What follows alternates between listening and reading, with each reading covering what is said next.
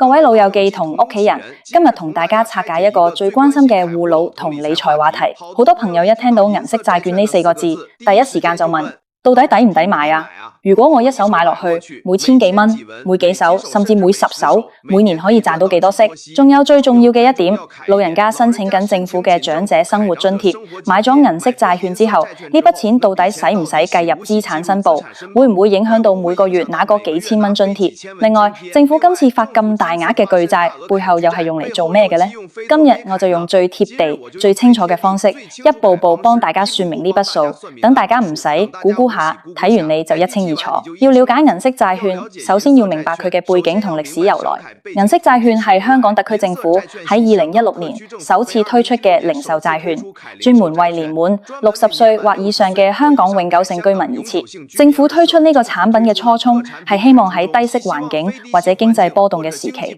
為一班已經辛苦大半生步入退休年齡嘅老友記提供一個極之安全、穩定，兼且回報高過普通銀行定期存款嘅理財渠道。簡單嚟講，銀色債券嘅本質就係特區政府向各位老友記借錢，你把錢借給政府，政府承諾喺3年嘅期內，每年分2次定時定候派息俾你。到了3年期滿嘅日子，政府就會把全部本金原封不動咁歸還俾你。銀色債券最吸引人、最震撼嘅地方就係佢嘅保底息率。好多人會問，保底息率到底係咩概念？喺金融市場上面，利率係隨時會變嘅。銀行嘅定期存款利息今日可能係4厘，過幾個月美聯儲減息或者市場資金充裕，利息就可能一下子跌到1厘、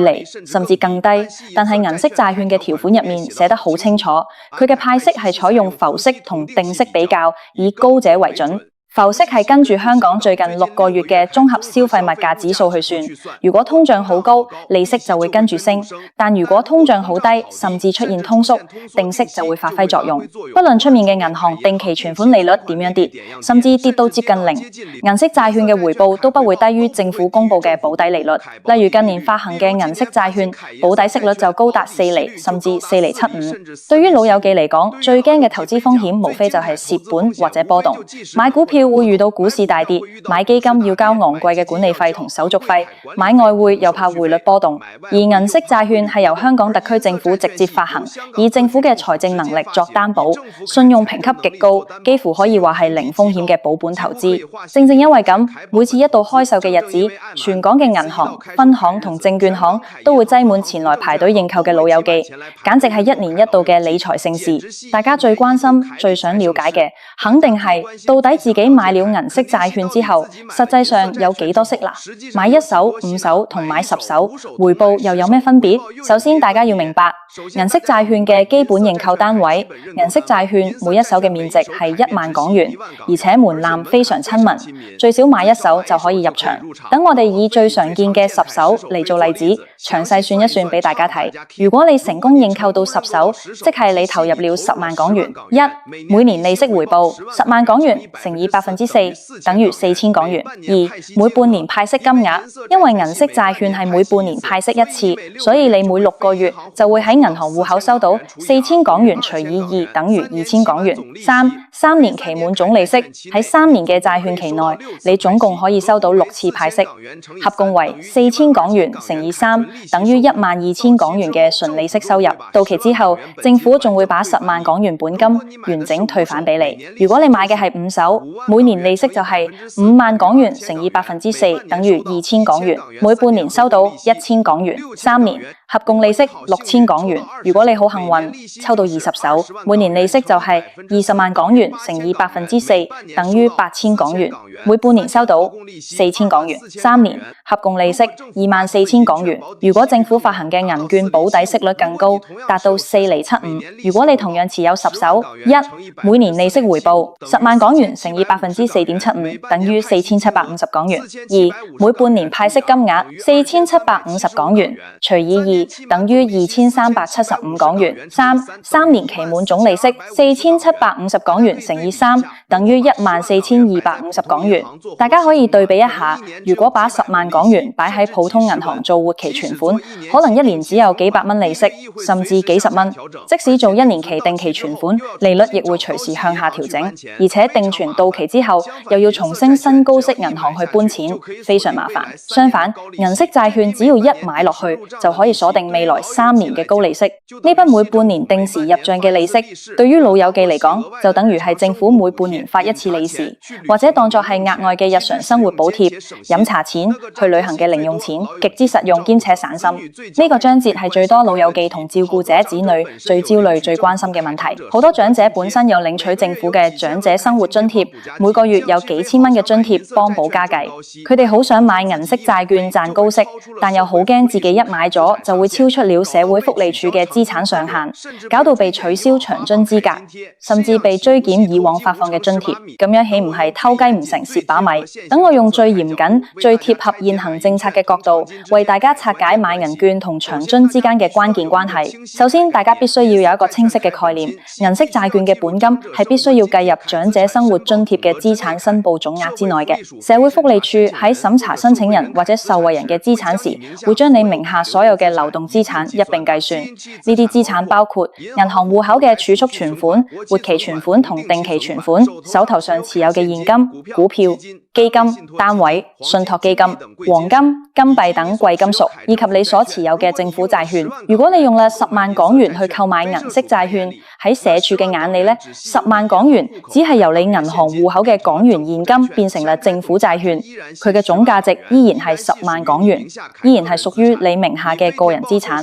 你喺填報社署資產表格或者接受定期複核嘅時候，係必須要如實申報呢筆債券嘅價值。長者生活津貼嘅審查包含資產同收入兩個部分。咁銀色債券每半年派俾你嘅幾千蚊利息，會唔會被社署當作係每月收入去計算呢？根據現時社署嘅指引，銀色債券派發嘅利息通常唔會被視為工作薪金或辛勞收入，但是呢筆利息一旦派發到你嘅銀行戶口入面，就會自動成為你銀行存款嘅一部分。例如你銀行本來有20萬港元，收到2000港元利息之後，銀行存款就會變成202000港元。呢增加咗嘅2000港元就會直接累加到你嘅總資產入面。最關鍵嘅決定因素唔係你買咗幾多銀色債券，而係你名下所有資產加埋一齊有冇超過社署規定嘅上限。社署對單身人士同夫婦申請長津有明確嘅資產上限。等我哋睇3個真實嘅模擬個案。個案1，資產空間充裕。陳伯伯係一名單身長者，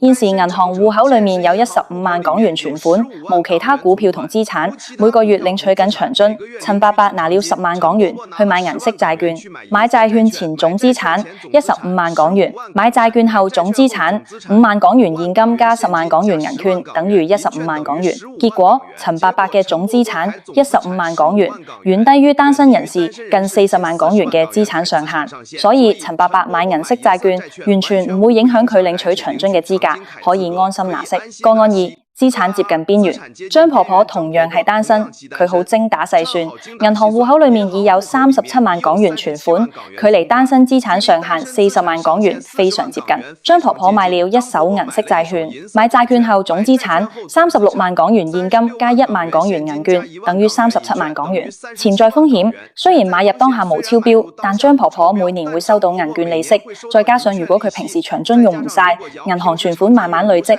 只要總資產一不小心升穿了40萬港元嘅界線，社署喺複核時就會發現佢超標，從而暫停發放長津，甚至要追討超標期間發放嘅款項。個案3，原本已經超標，李先生同李太太一對老夫婦手頭上有80萬港元積蓄，佢哋嘅總資產早已超過了夫婦長津60萬港元嘅上限，所以本身就無資格申領長津。對於李先生夫婦嚟講，佢哋完全唔需要考慮長津嘅問題，可以放心將閒置嘅資金拿去認購銀色債券，盡量爭取最高嘅保底回報。給老友記嘅貼心提醒：如果你正在領取長津，想買銀色債券之前，請一定要做以下3步：一、去銀行印存摺或者查網上銀行，把所有戶口嘅錢加埋一齊；二、算一算自己手頭上嘅現金、其他股票同埋準備買銀券嘅錢；三、確認總數距離社署嘅資產上限仲有一段安全距離。如果已經好接近上限，就唔好買太多手，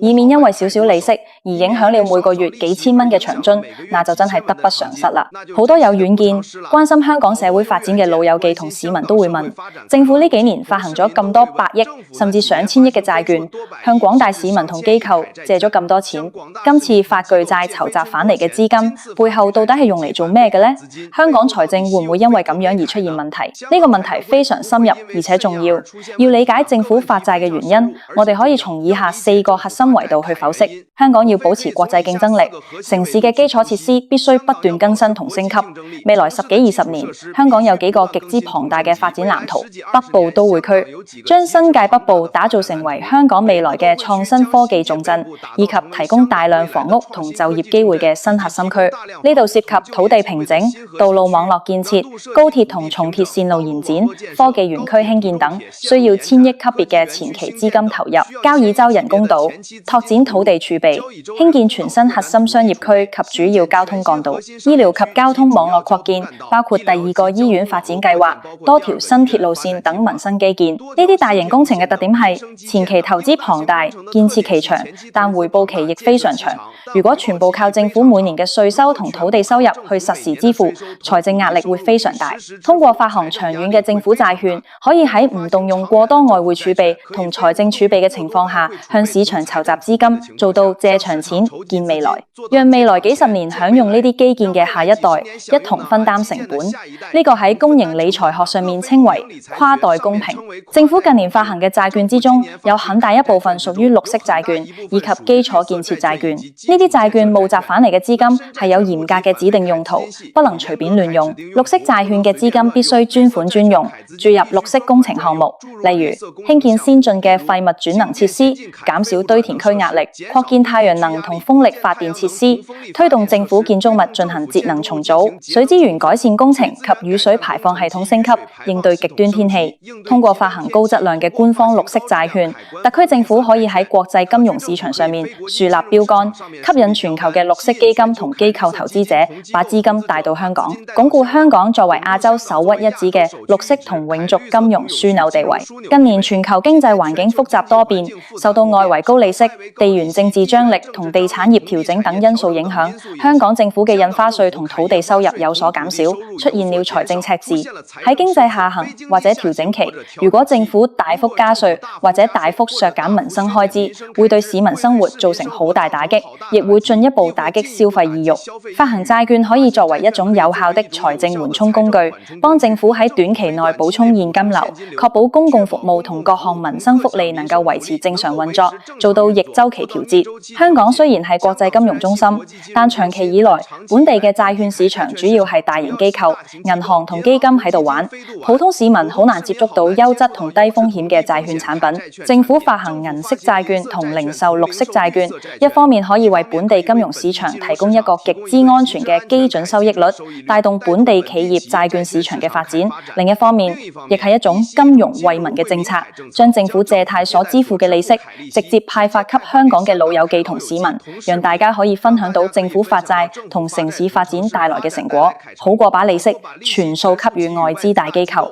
睇到呢度，相信大家對銀色債券嘅回報、長津影響同政府發債背景都有了非常深入嘅了解。如果你或者屋企嘅老友記決定要參加下一期嘅銀色債券認購，喺實際操作上面有咩需要注意，又有哪些常見嘅觀念誤區呢？等我為大家整理一份最實用嘅認購操作指南。年齡限制必須喺相關發行年份內滿60歲或以上，身份限制必須持有有效嘅香港永久性居民身份證，戶口要求求，必須擁有指定銀行嘅個人投資戶口或者指定證券行嘅證券戶口。老友記可以通過以下3個渠道進行認購：實體銀行分行，親身去到各大零售銀行嘅櫃位，喺職員協助下填表認購，呢個係最受老友記歡迎嘅方式。網上銀行或手機應用程序，如果老友記或者子女懂得用手機 App， 直接喺 App 內嘅投資專區點擊認購，幾分鐘就可以搞定，完全唔使排隊。指定證券行通過香港各大持牌證券行進行電話或網上認購，呢點非常非常重要。政府規定每名合資格嘅老友記只能遞交1份認購申請。好多老友記以為自己在匯豐銀行有戶口，在中銀香港又有戶口，喺2間銀行各買10手就可以增加抽中嘅機會，呢個係大錯特錯嘅。政府有完善嘅中央交叉核查機制，一旦發現你喺多於1間銀行或者證券行遞交了申請，你嘅所有申請都會被視為無效，全部會被取消。所以記得只需要揀選1間你最常用、最信賴嘅銀行或證券行去遞交申請就足夠了。好多人會有疑問，如果我想買50手，係咪就一定買得到50手呢？答案係唔一定。銀色債券嘅分配係採用循環配發機制，宗旨係讓每一個參與嘅老友記都可以人人有份，盡量平均分配，避免資金雄厚嘅大戶包攬所有額度。分配過程如下：第一輪，只要係合資格嘅申請人，每人先分配1手；第二輪，如果還有剩餘額度，向申請2手或以上嘅人分配第2手，遞推，如此類推，一直循環分配，直到剩餘嘅債券額度不足以分給所有申請人為止。最後抽籤，剩下的少量額度會以抽籤形式派發給相關嘅申請人。根據過往幾年嘅經驗，由於老友記反應熱烈，最終每人獲分配嘅手數通常喺幾手至10多手之間，所以老友記唔需要過度借貸或者把全部家底拿去申請幾百手，因為最終大家獲配嘅手數都會相當平均。銀色債券同普通嘅零售債券有一點好唔同，銀色債券係無公開嘅二手市場買賣嘅，你不能夠將銀色債券像股票咁樣喺港交所賣俾其他人。咁如果老友記買咗之後，突然屋企有急事，需要用到呢筆錢，